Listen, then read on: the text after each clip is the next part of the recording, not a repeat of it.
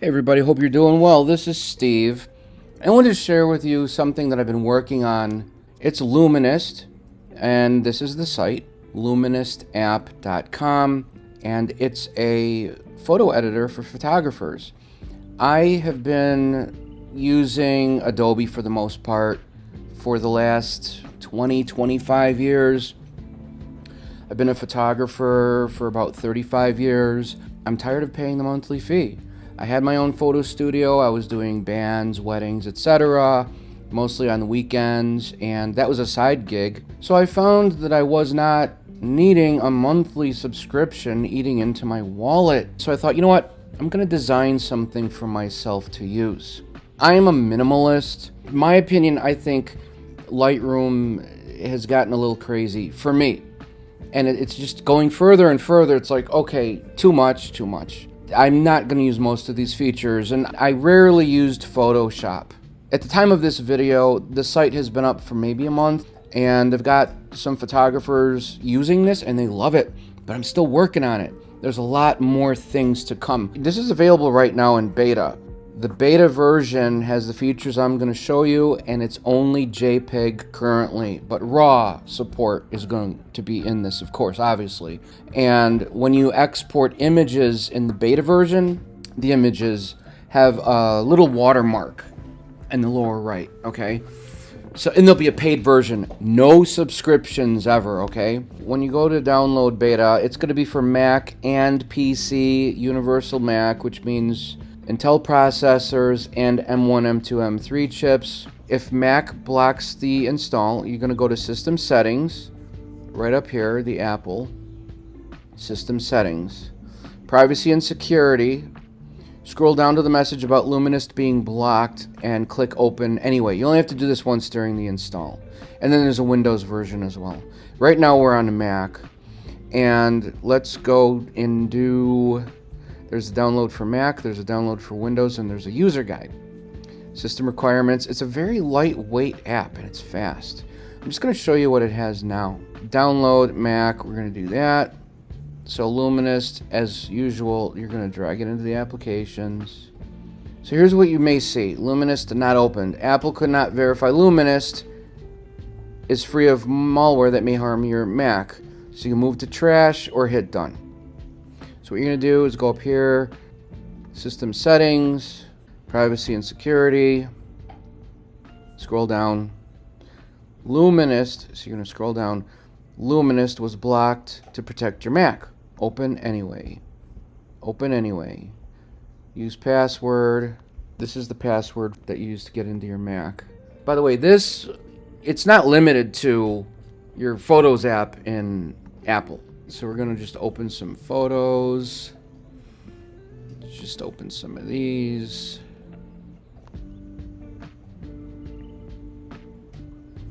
So you got your film strip down here. Just start with this guy. We got some presets. Clean base, soft film, punchy, monochrome. You know, of course you can edit these how you want. You've got a histogram up here. It's got undo at the top here. When I design this, I want the layout to be clean and easily readable. So you've got your undo, your redo. You can fill the image one-to-one, zoom. You can move it around. We'll just do clean base. Let me take you through a couple of things here. And you've got your history over here. You can undo or just jump to the history where you were. You've got your histogram, as I said. You've got your exposure, contrast, highlights, shadows, whites, blacks. Everything moves fast and clean. Just do some adjustments on this.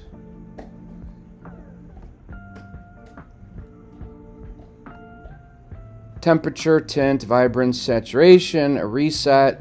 You can also collapse these sections. Temperature, tint, vibrance, you know, saturation. Pretty self-explanatory. And then we have the color mixer, one of my favorites. So red. Now you've got hue for the red, saturation for the red, and luminance for the red. How bright the reds are, and it's going to let you know if it gets blown out or whatnot, right? Let's do yellows. We'll do hue. You know, just mess around a little bit. Luminance. There's going to be denoise in this coming up soon. There's a crop.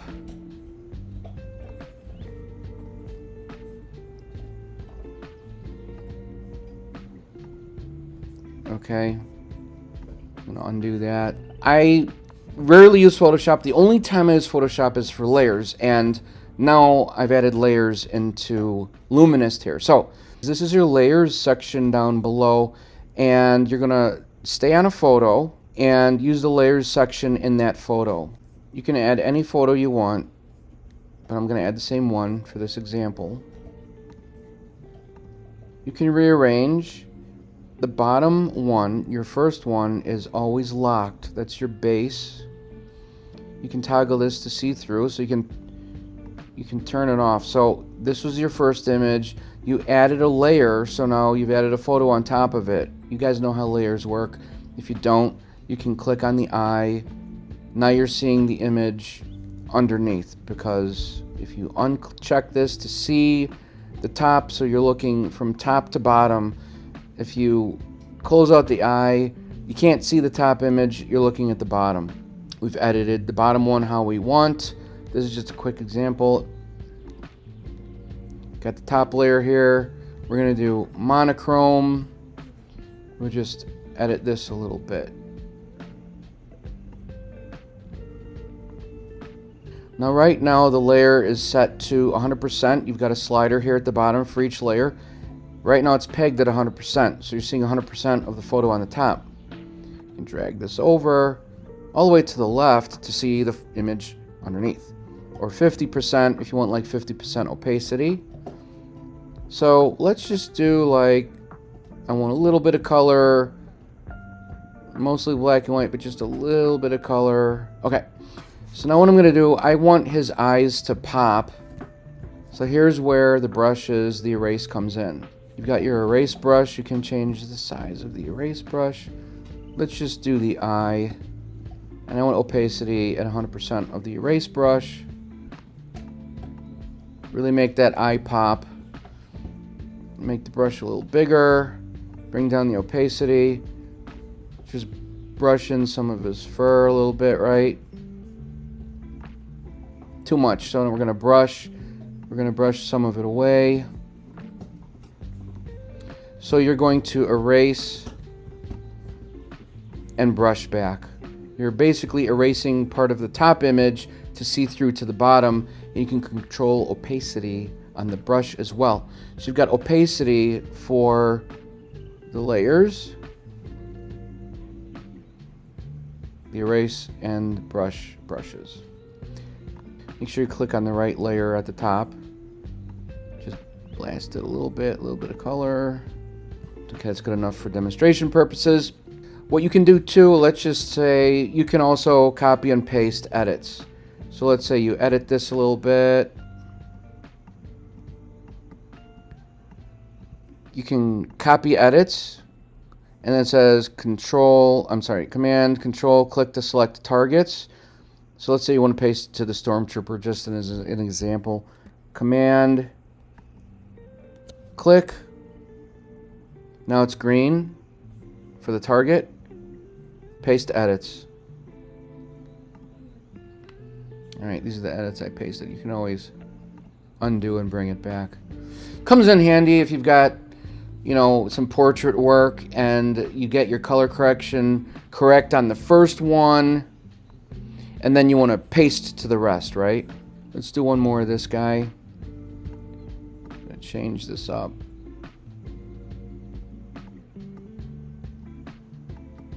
Shadows. So there's AI tools where you could erase this light that's on the wall that's kind of annoying because the backdrop didn't cover it. I may incorporate some of that. I know people use that a lot, but like I said, I'm a minimalist. And I like stuff like this. I love the buttons and the levers, stuff that's easy to use right in front of your face. Reset all, the color mixer, or just reset the band. Temperature, you can reset everything, or you can undo it. I'm really loving how this is turning out. It's simple, it's clean cut, simple tools, a before and after button up here. I might have a section on the site where people can upload their presets, save your project. You can open a project. You can save them wherever you want. Hard drive, flash drive, cloud, wherever you want. Open more files to edit. They'll load down here in the film strip. Let me know what other features you'd like to see. Crop, it's going to be rotate. I'm going to add denoise. And if you want to be a beta tester and you want to try this out, come along for the journey. It's going to be awesome. And then there'll be the pro version, which will have the extra features. You buy it once. Maybe I'll have some preset packs or a place on the website where people can share their presets and their photos. Thank you so much for watching. If you have any questions or comments, please put down below. I'm looking for more photographers to beta test this. Let me know what features you're looking for.